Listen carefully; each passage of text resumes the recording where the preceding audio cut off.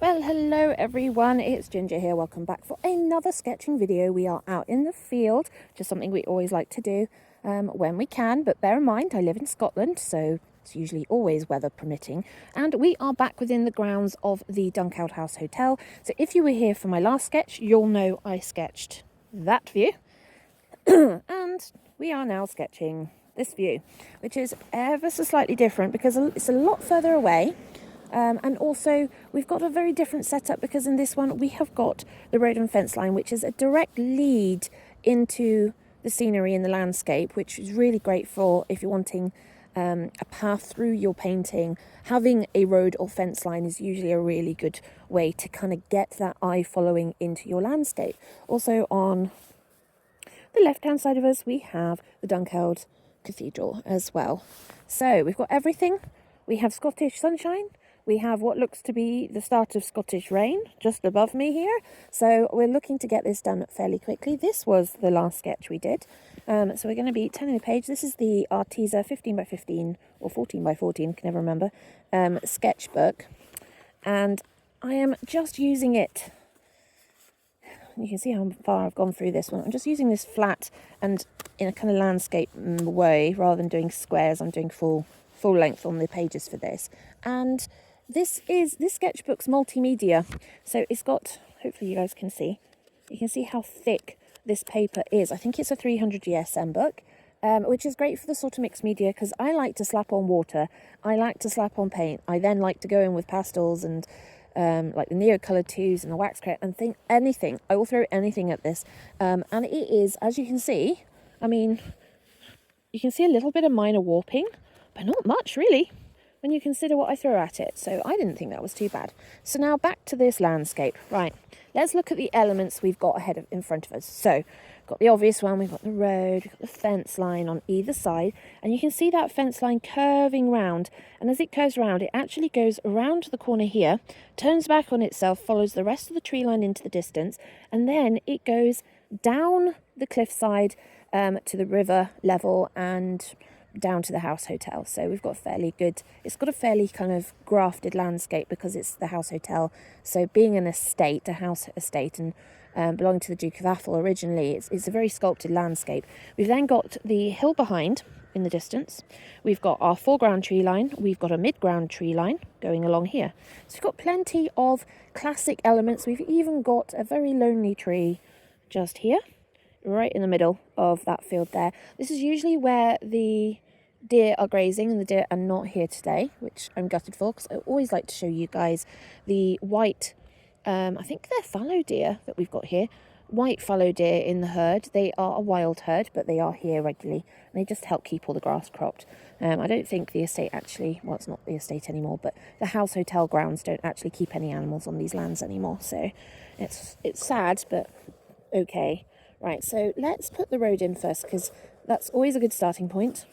We want this road to kind of come, not quite how it is here, but we definitely want it kind of giving a little bit of short depth.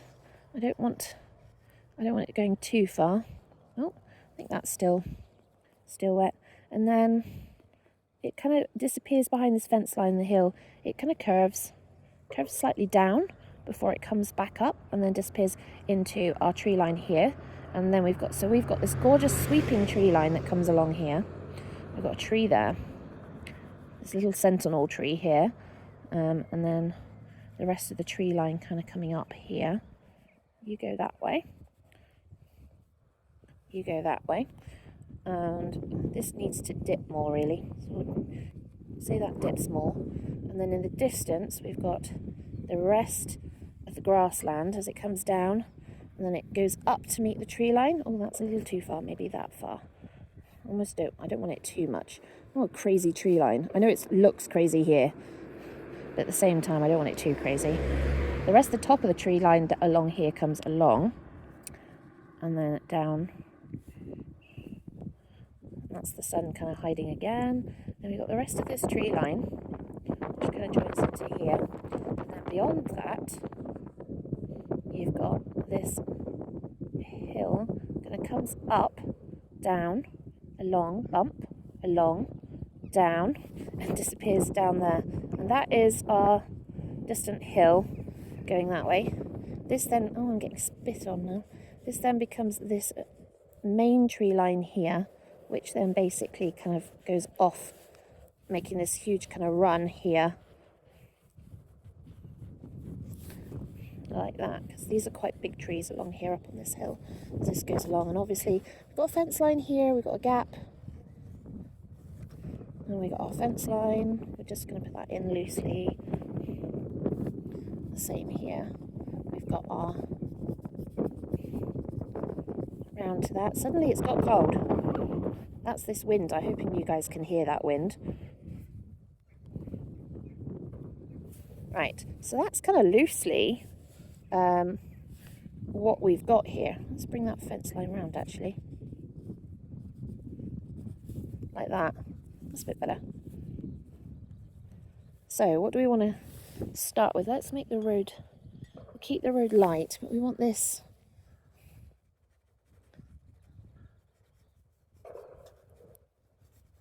where these posts are. I want them quite dark actually. I want to offset this road a lot with some nice contrast. I like to keep my roads light coloured, even though they're tarmac and they should be dark. I do like to keep them lighter. And you can hear, if you're wondering what the banging noises are, I know some of you that have got country that uses more guns more regularly will know what that sound is, and they are indeed hunting rifles and shotguns. There is clay pigeon shooting on this estate, and it's a regular activity, and the main field that they do it in is literally just over the ridge, so it's not that far. So you can see we've now got this gorgeous kind of line here, and then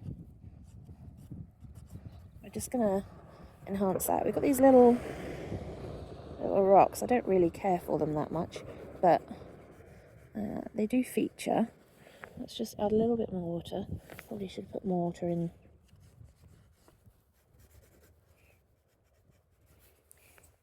Right, it's a good start. Now let's get this tree line in. So we know that this tree line is going to be darker. It's closest to us. So first of all, let's get this tree in.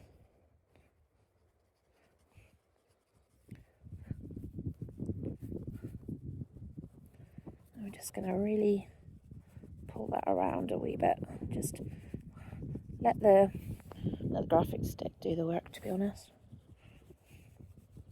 I'm not up for doing a lot of work. I'm just up for just painting.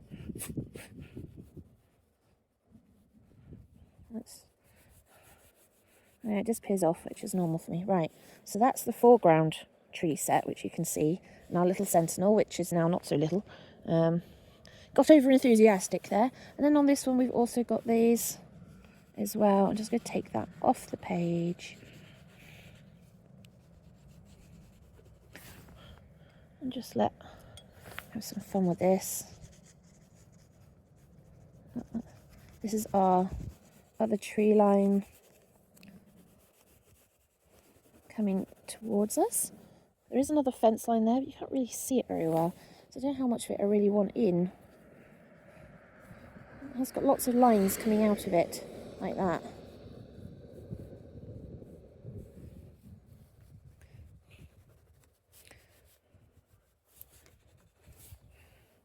It's kind of looking a bit like that. We'll see how far we actually go with this, because I'm in two minds of how dark I really want this set of trees on this side. Yes, it's in the foreground, but at the same time, I don't know.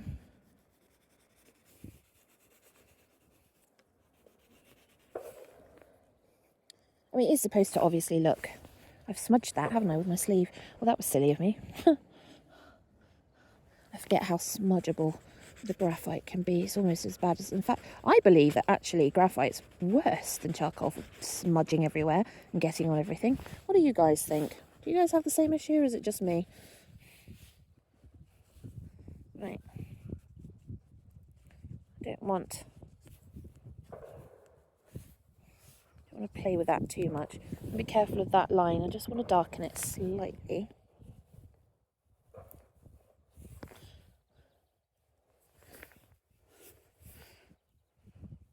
Conscious of how much how much water I put on. So this is a foreground tree line, and then the hill behind. You can see the sunlight hitting the hill now, just here. So we're just going to make this line slightly darker, not by much.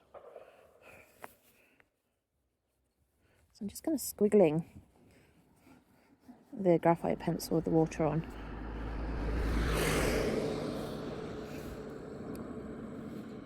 Have I got that slopey enough?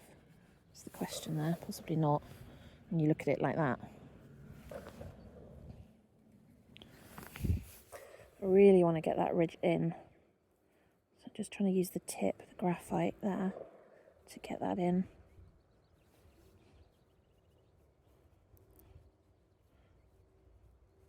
Really get that ridge sorted there. I'm just bringing this up a level as well, actually. Felt like it needed to be a little higher. And then this peak here, before it comes down to there.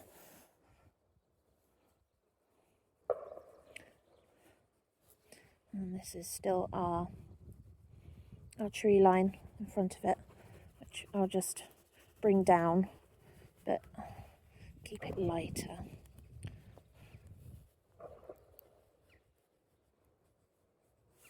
Like that.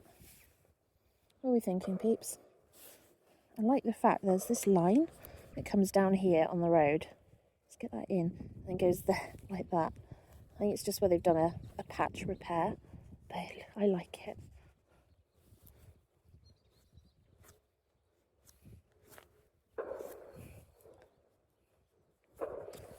And that's the line there. Do I need to do anything else to that? Possibly not. Just going to darken the bottom of this.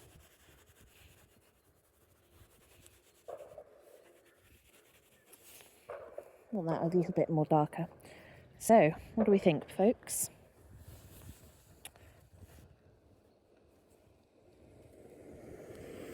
Oh, the sun's come back out.